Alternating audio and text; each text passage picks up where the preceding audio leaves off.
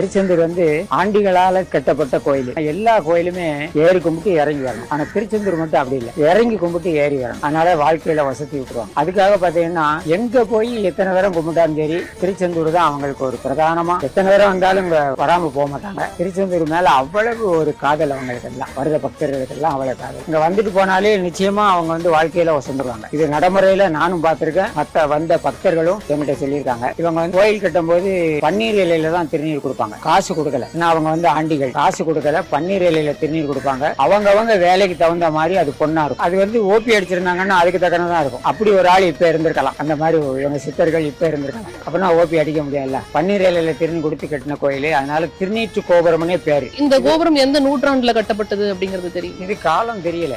இது அறநானூறு புறநானூறுலயே அந்த கோவில் ஸ்தலம் பத்தி இருக்கு.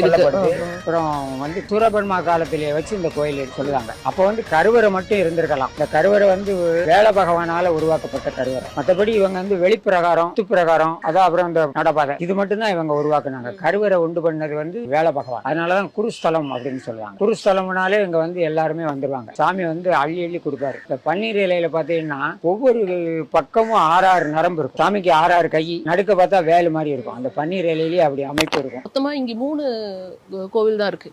இன்னும் 2 பேரோட எங்க இருக்கு? ஆழ்வார் திருநகரியில தேசியமூர்த்தி இருக்காரு, யான தேசியமூர்த்தி. அந்த பக்கம் டோல்கேட் பக்கத்துல அந்த அன்னதானத்துக்கு ஏத்தாப்புல ஒரு ரோடு போகுது. அதுல ஒரு ஆர்ச் வரும். அந்த ஆர்ச் பக்கத்துல வள்ளிநாயகர் இருக்காங்க. அவர் தான் கடைசி. இவங்க 5 பேத்துல அவர் தான் கடைசியா பணி செஞ்சவர்.